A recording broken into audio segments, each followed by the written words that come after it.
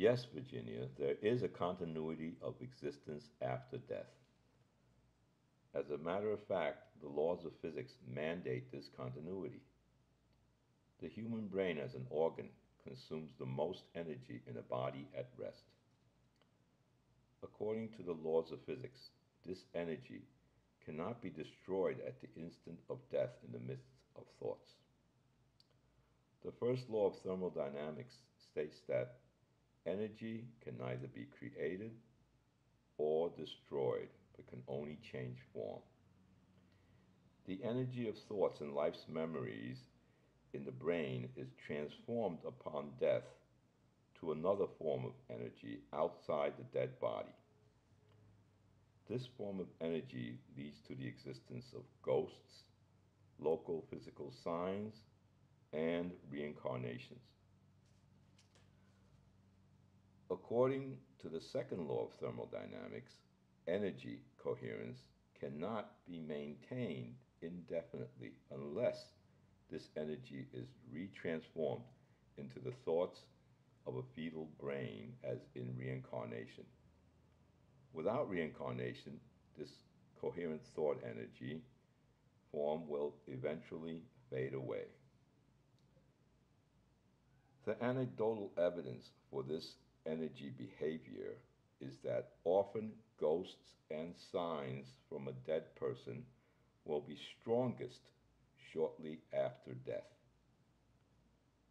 You can read the books on ghosts of 9/11 and ghosts of Flight 401, which contains the full documentation of ghosts and signs from the dead that occur shortly after death and fit well with the energy theory presented here. The evidence for reincarnation can be found in the books by Ian Stevenson. More recently, you can look up the reincarnation of Mary Sutton. My main point is that energy of thought and memories leaves the brain of a deceased person and modifies the atomic structure of atoms in matter outside the body. It could be transferred to the surrounding physical fixtures in the case of the ghosts of Flight 401.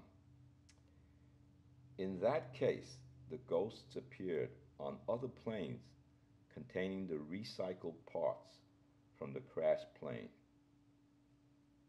A common phenomenon is ghosts lingering only in the residence where they died. In the case of 9/11, this energy may have formed a coherent wave packet in space, or perhaps entered another dimension beyond the normal dimensions of space and time. The dead cannot see what is happening on Earth after they died, since evidence from the memories of the reincarnated can only relate to stored information at the time of death. Material changes that occurred later, such as renovations in a home, are not recognized by the reincarnated. The dead, however, can relate directly to the thoughts projected by a person.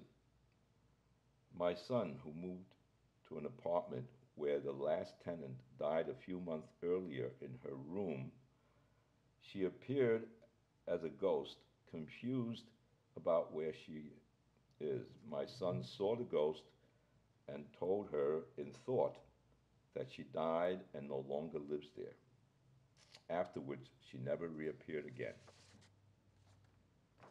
When I die, I will hold in my hand a 1 terabyte flash drive.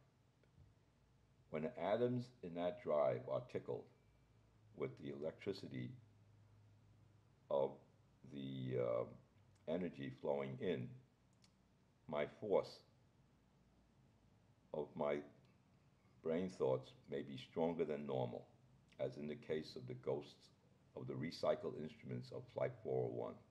their ghostly presence were especially strong. If I want to reincarnate to a subsequent family member, I would have my heirs place my flash drive in the bedroom of a married descendant. One day, when science figures out how to preserve and transfer this thought energy, one may want to transfer this energy to a clone. If you want to be up and running, however, shortly after death, you can opt to either transfer into a robot or transfer into an android. And if you're really, well, desperate and not very ethical, you might hijack an existing being, erase its memory, and replace it with yours. What kind of world would that be?